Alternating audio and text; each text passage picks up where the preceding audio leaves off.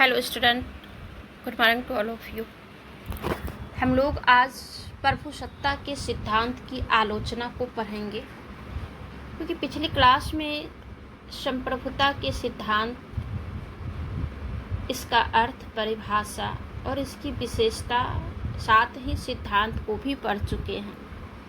आज हम सिर्फ आलोचना को पढ़ेंगे कि ऑस्टिन के संप्रभुता के सिद्धांत को किस प्रकार से आलोचना किया गया है। ये इंट्रोडक्शन है, इसे हम लोग जान चुके हैं, पढ़ चुके हैं। इसे स्क्रीनशॉट या एक बार पढ़ लेंगे। आगे बढ़ते हैं। इसकी आलोचना, कैसे इसकी आलोचना किया गया है, विशेषता को भी जो है हम लोग पढ़ चुके हैं। इसमें कहा गया है कि प्रत्येक राजनीतिक समाज राज्य की प्रभुसत्ता को होना आवश्यक होता है। प्रभुसत्ता आंतरिक और बाह्य दोनों क्षेत्र में स्वतंत्र एवं अनियंत्रित होती है। निश्चित व्यक्ति या व्यक्ति समूह जो आज्ञा देता है वही कानून है। श्रेष्ठ या उच्च व्यक्ति की सत्ता, जिसे प्रभुसत्ता कहते हैं, वो अविभाज्य होती है। प्रभुसत्ताधारी की आज्ञा का पालन राज्य के अधिकांश व्यक्ति स्वागत करते हैं। राजनीतिक समाज का विभाजन दो वर्गों में किया जाता है, एक शासक वर्ग होता है और दूसरा शासित वर्ग। ठीक है, इसी आधार पर ऑस्टिन के सिद्धांत की आलोचना किया गया है। आलोचना करने में सर हेनरी मैन है, सिजविक ब्राइस है आदि अनेक विचारकों ने ऑस्टिन के सिद्धांत की कटु आलोचना किया है। तो आइए जानते हैं, विस्तार से जानते हैं कि इसकी आलोचना किन बातों को लेकर किया गया है। सबसे पहले इसमें कहा गया है कि समाज में ऑस्टिन के मानव श्रेष्ठ का निश्चित करना कठिन है। हेनरी मैन कहता है कि इतिहास के पन्ने पलटने पर हमको ऐसे प्रधान के उदाहरण नहीं मिलते हैं। वह भारत का उदाहरण देकर कहता है कि पंजाब के शासक महाराजा रंजीत सिंह की आशाएं भी समाज के प्रचलित रीति रिवाजों से सीमित थी। अतः प्रभुसत्ताधारी को निश्चित कैसे माना जा सकता है। दूसरा, इन्होंने कहा है कि यह सिद्धांत पूर्णतः कानूनी और भावात्मक है। इसका कहना है कि ऑस्टिन का जो संप्रभुता का सिद्धांत है वह पूर्ण रूप से कानूनी और भावना पर आधारित है, इमोशनल है। तो उनका कहना है कि संप्रभु का जो भी डिटेल्स में उल्लेख ऑस्टिन ने किया है वह राजनीतिक संप्रभुता के संबंध से विचार नहीं करता है, जिसके सामने कानूनी संप्रभु को भी झुकना पड़ता है। आगे इन्होंने कहा है कि कानून संप्रभु का आदेश मात्र नहीं है, जैसा कि ऑस्टिन ने कहा है कि कानून जो है संप्रभु का आदेश है।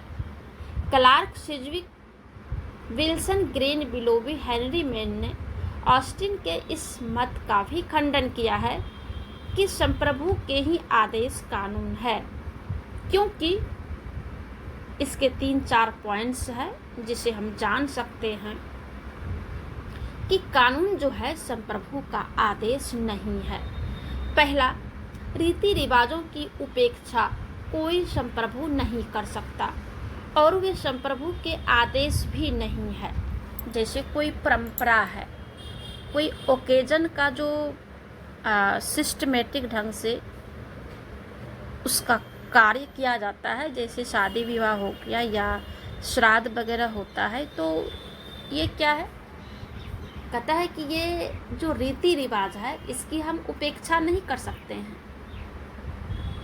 क्योंकि कोई संप्रभु यह नहीं कहता है कि संप्रभु के आदेश भी नहीं है। दूसरा, इन्होंने कहा है कि दुखी कहता है कि संप्रभु कानून का निर्माण नहीं बल्कि स्वयं संप्रभु ही कानून की उत्पत्ति है। कानून केवल सामाजिक आवश्यकता का प्रकाशन होता है। तीसरा उदाहरण इन्होंने दिया है, लास्की ने कहा है कि कानून को केवल संप्रभु का आदेश कहना न्याय के लिए परिभाषा के खास खींचना होता है। घरेलू में एक प्रकार की एकरूपता पाई जाती है, जिससे आदत का तत्व आँखों से ओझल हो जाता है। चौथा कहा है, हेनरी मैन ने अपनी पुस्तक में कहा है कि महाराजा रणजीत सिंह के आदेशों की सूक्ष्म अवज्ञा का परिणाम मृत्यु दंड या अंग भंग हो सकता था, लेकिन ऐसे शासन ने भी ऐसा आदेश नहीं दिया जिसको ऑस्टिन के शब्दों में कानून कहा जा सके।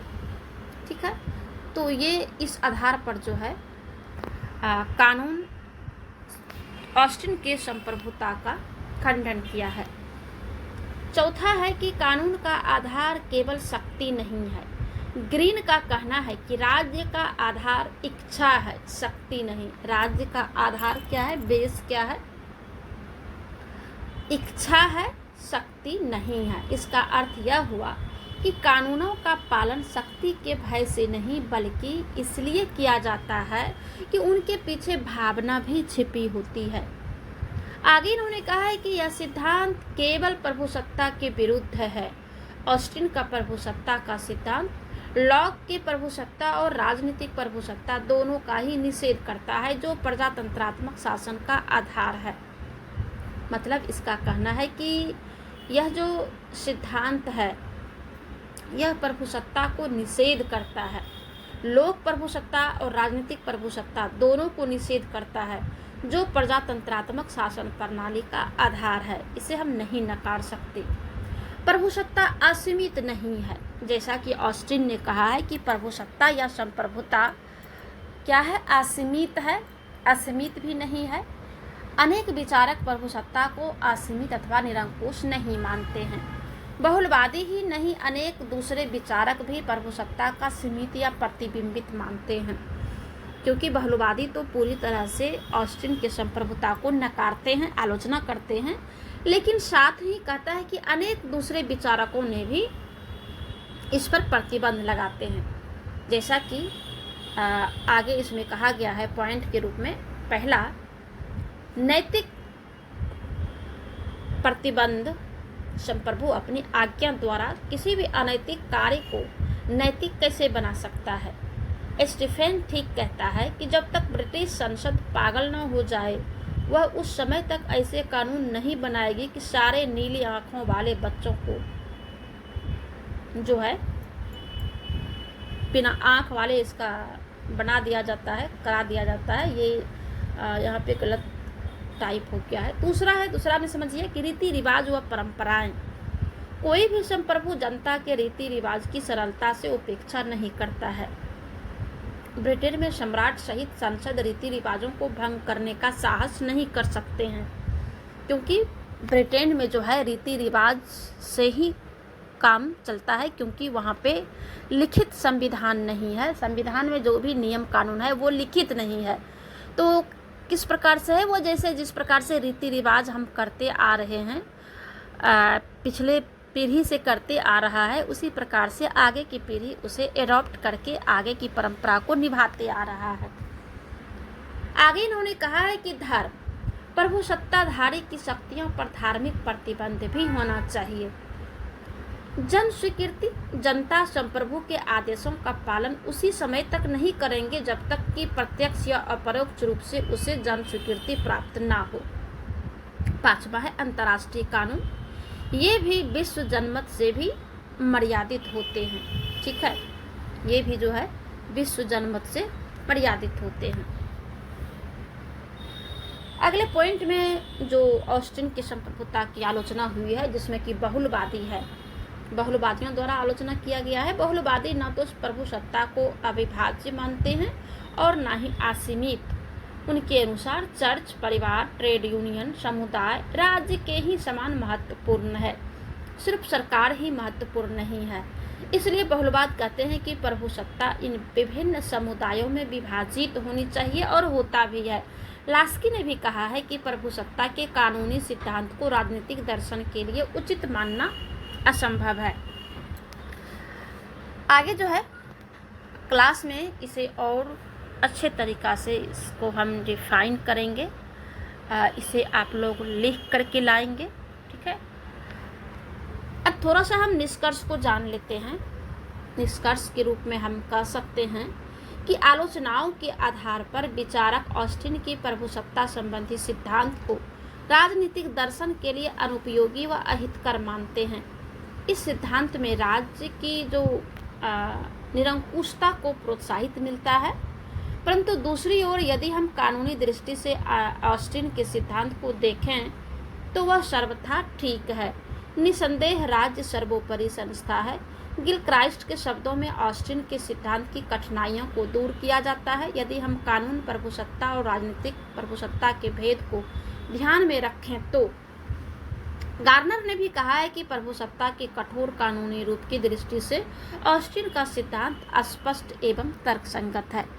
इसमें मूल रूप से यही कहा गया है कि ऑस्टिन के संप्रभुता के सिद्धांत की जो आलोचना हुई है ये पूरी तरह से आलोचना का ही पात्र नहीं है, बल्कि इसका महत्व भी है, क्योंकि अभी वर्तमान समय में संप्रभुता सर्वोपरि है। संप्रभुता का जो अभी का जो उपयोग होता है वो आंतरिक और बाहरी रूप में होता है, और ये बहुत ही मजबूती से इसे सारे देश जितने भी अंतर्राष्ट्रीय लेवल पर है सब जो है अपनी अपनी क्षमता के अनुसार निभाते हैं। इसीलिए ऑस्टिन की संप्रभुता का सिद्धांत आलोचक का पात्र ही नहीं बल्कि इसका महत्व भी है, यही दर्शाता है। इसे आप लोग लिख करके लाएंगे और आगे जहाँ प्रॉब्लम होगा क्लास में इसे हम लोग डिस्कस कर लेंगे। धन्यवाद।